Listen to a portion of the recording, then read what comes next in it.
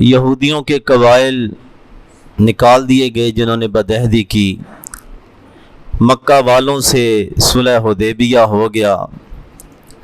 اب یہ نہیں کہ اللہ کے نبی جا کے مدینے اب آرام کرنے لگ پڑے ہیں، اب ایک نئی مہم، کیونکہ آپ کسی خاص خطے کی طرف رسول تو بنا کے نہیں بھیجے گئے، لِيُظْهِرَهُ عَلَى الدِّينِ كُلِّهِ، تمام ادیان پہ اسلام کو غالب کرنا آپ کی ذمہ داری اللہ نے لگائی تھی۔ اب خطوط لکھنا شروع کیے کہ بادشاہوں کو، سپر پاوروں کو اسلام کی دعوت دی جائے۔ صحابہ کرام نے جو ذرا تجربہ کار تھے کہ اللہ کے نبی بادشاہ ہر خط کو قبول نہیں کرتے جب تک اس پہ سٹیمپ مہر نہ لگی ہو، پھر آپ کی مہر بنائی گئی، محمد رسول اللہ لکھا گیا، نیچے محمد صلی اللہ علیہ وسلم، درمیان میں رسول اور اوپر اللہ، ادب قائم رکھا۔ اب جہاں دیدہ قد کاٹ والے خوبصورت جو ہے سفیر منتخب کیے گئے، نجاشی بادشاہ اسہمہ اس کا نام تھا، حبشہ کا یہ حکمران تھا، عمر بن امیہ الزمری رضی اللہ تعالیٰ عنہ، وہ جو 70 صحابہ میں سے ایک بچ گیا تھا عامر بن طفیل نے، بلکہ 9th کی کتاب کے اندر بھی ان کا تذکرہ آج کل میں نے دیکھا۔ تو خط کا مضمون جو اہل کتاب تھے اس میں سورہ آل عمران کی آیت آپ نے لکھی، شروع میں تو بسم اللہ ہی ہوتا۔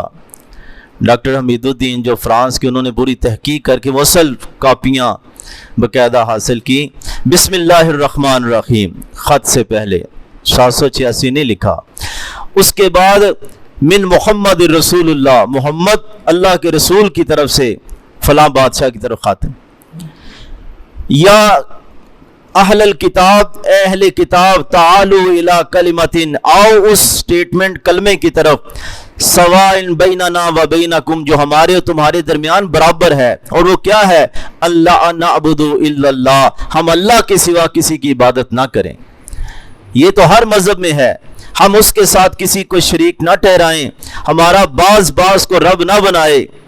اگر منہ پھیر لوگے تو اے میرے نبی ان کو کہہ دو ہم تو مسلمان ہیں۔ آپ نے یہ بھی لکھا اگر تم اسلام قبول کر لو گے تمہیں 2 اجر ہے، کیونکہ ایک پہلے نبی کے ماننا آپ عیسیٰ علیہ السلام، اور دوسرا محمد صلی اللہ علیہ وسلم، اور اسلام قبول کرو گے قوم کا ثواب بھی تمہیں مل جائے گا، لیکن اگر انکار کرو گے تو قوم کا گناہ بھی ان پہ تو ہے یا تم پہ بھی ہوگا۔ خیر، حبشہ کا بادشاہ تو مسلمان ہو چکا تھا اسہمہ، وہ اپنے تخت سے نیچے اترا اور نبی کے خط کو اپنی آنکھوں سے لگایا، اللہ اکبر، اور جوابی خط دیا کہ میں لا الہ الا اللہ کی شہادت پیش کر چکا ہوں، آپ پہ سلام ہو، رحمت ہو اور اللہ کی برکتیں ہوں۔ آپ نے جس طرح حکم دیا میں حبشہ کے مہاجرین کو 2 کشتیوں میں بٹھا کے بھیج رہا ہوں۔ ایک تو تھے نا جعفر رضی اللہ تعالیٰ عنہ، دوسرا یمن سے ابو موسیٰ اشعری اور ان کے ساتھی بھی اسلام قبول کرنے کے لیے مکہ جانے لگے، کشتیوں نے حبشہ اتار دیا، تو ادھر ملاقات ہوئی، اسلام تو ادھر قبول کر لیا ابو موسیٰ اشعری نے، تو وہ بھی پھر ادھر ہی ٹھہر گئے، عورتیں اور بچے ایک کشتی میں، دوسری میں صحابہ کرام، اور یہ کشتی پھر خیبر میں رسول اللہ صلی اللہ علیہ وسلم کے پاس یہ ملے جا کے 7 ہجری کو۔ اسی طرح مصر و سکندریہ کا حکمران تھا جریج بن مطاع، اس کا لقب تھا مکوکس، جس طرح اس کا نجاشی تھا اس کا مکوکس تھا، یہ بھی عیسائی تھا۔ حاتب بن ابی بلتہ رضی اللہ تعالیٰ عنہ ان کی طرف رسول یعنی کہ نمائندے سفیر بنا کے بھیجے گئے، تو وہی آیت وہی مضمون انہوں نے خود بھی تقریر کی، کہا مصر والو ادھر ایک شخص گزرا تھا تمہاری تاریخ میں جو اپنے آپ کو رب کہتا تھا، اللہ نے پہلے اس کے ذریعے لوگوں سے انتقام لیا، پھر اللہ نے خود اس سے انتقام لیا، تو لوگوں سے عبرت حاصل کرو، یہ نہ کہ لوگ تم سے عبرت حاصل کریں، ان لوگوں سے عبرت حاصل کرو۔ نبی کے دشمن مکہ والے تھے، وہ بس ہو گئے، یہودیوں نے سازش کی، وہ ناکام ہو گئے، اس دین کو قبول کر لو۔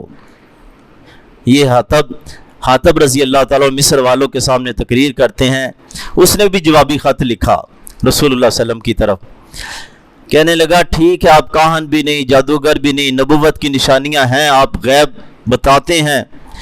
اس نے بھی خط پہ مہر لگا کے اپنی لونڈی کو کہا کہ ہاتھی کے دانت کی ڈبیاں میں رکھ دو۔ کہتا میں جانتا تو تھا نبی آئے گا، یہ بھی آسمانی کتابوں کا عیسائی عالم تھا، لیکن میں سمجھتا تھا شام میں آئے گا وہ نبی۔ بہرحال میں نے آپ کے سفیر کی عزت اکرام کی، اسلام اس نے قبول نہیں کیا، مصر کے اور سکندریہ کے حکمران نے۔ اور اعلیٰ کہتے میں کپتی خاندان کی 2 لونڈیاں جو ہمارے ہاں بڑی عزت والی ہیں بھیج رہا ہوں، حضرت ماریہ، حضرت سرین۔ بہرحال قسمت والی تھی وہ دونوں، یعنی کہ مسلمان ہوئیں۔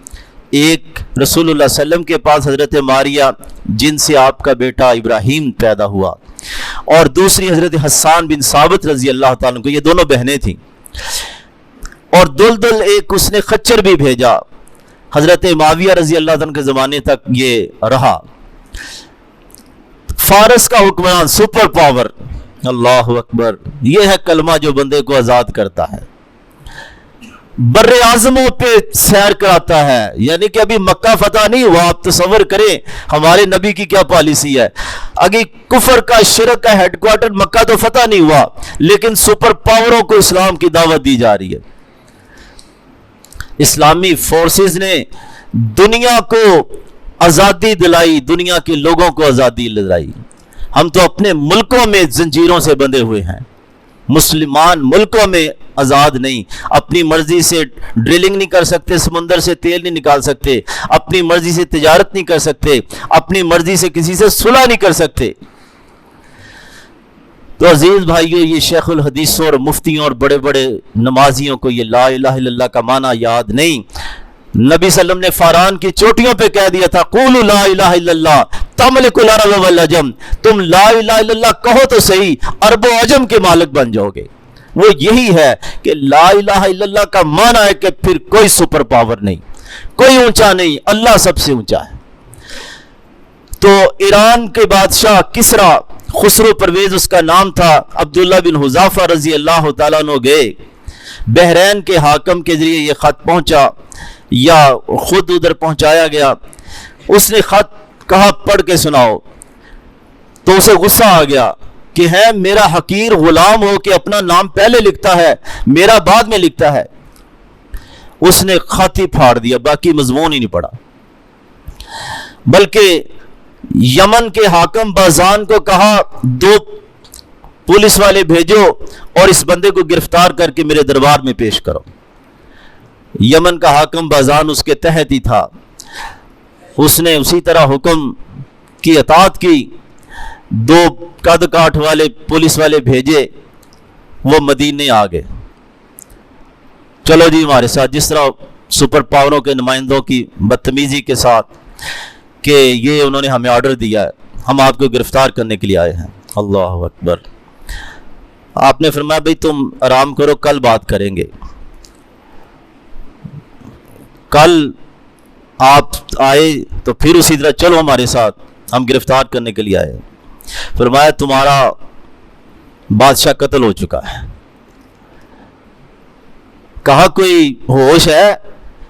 ہمارے بادشاہ نے تو یہ گستاخی برداشت نہیں کی کہ خط میں آپ نے اپنا نام پہلے لکھا، اب کہہ رہے قتل ہو گیا ہے، تو ہم لکھ بھیجیں ان کو؟ کہا ہاں یہ بھی لکھ بھیجو، جہاں تک اونٹ اور گھوڑے ہیں جا سکتے ہیں وہاں یہ میرا دین پہنچے گا۔ اللہ اکبر۔ وہ چل پڑتے ہیں۔ یہ منگل کی رات تھی، ادھر 10 جمادی الاولیٰ، اس کا بیٹا نا، کیونکہ یہ مسلسل شکست کھا رہا تھا خسرو پرویز رومن امپائر سے، تو خاندان نے مل کے اس کے بیٹے کو کھڑا کیا، اس کے بیٹے نے اپنے باپ کو قتل کر دیا، شیرویہ نے۔ وہ جب ادھر پہنچے کہا وہ تو یہ کہہ رہا ہے، ہم اس کے کیا گرفت، وہ کہا کہ تمہارا بادشاہ قتل ہو چکا ہے۔ यमन जब पहुंचे, अच्छा थोड़ी देर बाद उधर भी इतला आ गई। उसने शेरविया ने कहा कि भाई अब मैं हाकिम हूं, जिस बंदे को गिरफ्तार करने के लिए मेरे बाप ने हुक्म दिया था अभी तुम उसके साथ तारुज ना करो। वो दोनों ही मुसलमान हो जाते हैं, सिपाही भी और यमन का हाकिम बाजान भी कलमा पढ़ लेता कि हैं। मदीने में ये खबर अबू बकर सिद्दीक के ज़माने में पहुंची खिलाफत में, लेकिन रसूलुल्लाह सल्लल्लाहु अलैहि वसल्लम ने वही के लिए उस वक्त ही बता दिया था, बाकायदा खबर सरकारी बाद में आई। रोमन एम्पायर दूसरी सुपर पावर, हिरकल कैसर उनका लक़ब था, हिरकल उसका नाम था। यह भी आसमानी किताबों का मानने वाला और आलम था। दहिया बिन कल्बी रज़ी अल्लाह तआला अन्हु, जिब्रील अलैहिस्सलाम इन्हीं की शक्ल में आते थे, इस सहाबी की शक्ल में, खूबसूरत वजाहत वाले। ये गए, हाकिम बुसरा के जरिए ख़त पहुंचा। अच्छा जब ये ख़त पहुंचा तो सही बुखारी के अंदर है, इसने फौरन कहा यार जिस इलाके से ख़त आया कोई बंदे इधर आए हमारे यहाँ? कहा, पुलिस ने कहा हाँ आए हैं। ईला शहर बैतुल मक़दस का पुराना नाम। उन ताजरों को लाओ। अबू सुफियान उन ताजरों में थे। कहा भी जिसने ये दावा किया नबूवत का, करीब तरीन नसब में कौन है तुम में? अबू सुफियान कहता है मैं हूं। कहा तुम आगे बैठ जाओ। बाकियों को पीछे बिठा दिया, मुतरजम भी साथ ही है। कहा मैं कुछ सवाल करूंगा, तुमने जवाब देना। पीछे वालों कहा ये झूठ बोले तो इशारा कर देना। अबू सुफियान कहता मैं फंस गया कि मैं अब झूठ नहीं बोल सकता था। उसने सवाल किया कि जिसने नबूवत का दावा किया उसका नसब कैसा है? सब नसब। कहा ऊंचा है। कहा क्या उसके खानदान में कोई पहले बादशाह गुजरा है? कहा नहीं। तुम्हारे इलाके में किसी और ने नबूवत का दावा किया है? नहीं। उसके मानने वाले बढ़ रहे हैं या कम हो रहे हैं? कहा बढ़ रहे हैं। उसके दीन को कबूल करके कोई मुर्तद भी हुआ है? कहा नहीं हुआ। कमजोर कर रहे हैं या ताकतवर कबूल कर रहे हैं? कहा कमजोर कर रहे हैं। उस पे झूठ की तोहमत है कभी? कहा नहीं। अहद में कैसा है? कहा एक अहद किया है, अब पता नहीं पूरा उतरता कि नहीं, सुलह हुदैबिया का। अबू सुफियान कहता बस ये मैं बात घुसेड़ सका कि पता नहीं पूरा उतरता है कि नहीं। जंगें भी हुई हैं, हाँ, बराबर की टक्कर ही रही है, कभी वो कभी हम। अच्छा उसकी तालीमात क्या हैं? वो नमाज का कहता है, सच्चाई का कहता है, पाकीज़गी का दर्स देता है, शिरक से मना करता है। अब हिरकल कहता है देखो मैंने सवाल किया उसका हसब नसब, तुमने कहा ऊंचा, नबियों के हसब नसब ऊंचे होते हैं। मैंने तुमसे सवाल किया कि कोई बादशाह गुजरा है? तुमने कहा नहीं। मैंने इसलिए सवाल किया शायद अपने अबा की बादशाहत हासिल करने के लिए वो कोशिश करता हो। मैंने सवाल किया कोई नबी भी गुजरा है नबूवत का और किसी ने दावा किया? तुमने कहा नहीं। मैंने इसलिए सवाल किया कि शायद देखा देखी इसने भी दावा किया है। मैंने सवाल किया कमजोर मुसलमान हो रहे ताकतवर? तुमने कहा कमजोर, नबियों की दावत पहले कमजोर ही कबूल करते हैं। मैंने सवाल किया कोई मुर्तद भी हुआ? तुमने कहा नहीं। और सच्चे दीन को कबूल करके कौन मुर्तद होता है? फिर मैंने सवाल किया कोई झूठ की तोहमत है? तुमने कहा नहीं।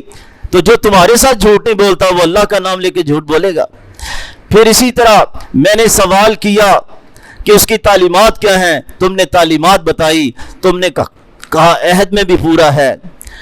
तो इसलिए अगर तेरी बातें सच्ची हैं तो जिस जमीन पे मैं बैठा हूं इस जमीन का मालिक कल को वो होगा। ये हिरकल कहने लगा रोमन एम्पायर, और एकदम शोर भी मच गया, पादरी भी शोर मचाने लगे। कहा अगर मैं यानी कि तकलीफ बर्दाश्त कर सकता सफर की तो मैं उस नबी के जाके पांव धोता। अल्लाह अकबर। हिरकल ने यह कह दिया अब शोर मचा होने का इनको निकालो, ये जो वफद है। अबू सुफियान कहता है मैंने बाहर निकल के कहा अबू कबशा के बेटे की रोमन एम्पायर रोमी बनी असफर का बादशाह डरता है। अबू कबशा हलीमा सादिया के शोहर का नाम था। तो किसी को गुमनाम कुनियत की तरफ जब तहकीर करनी हो तो इस तरह कहा जाता है।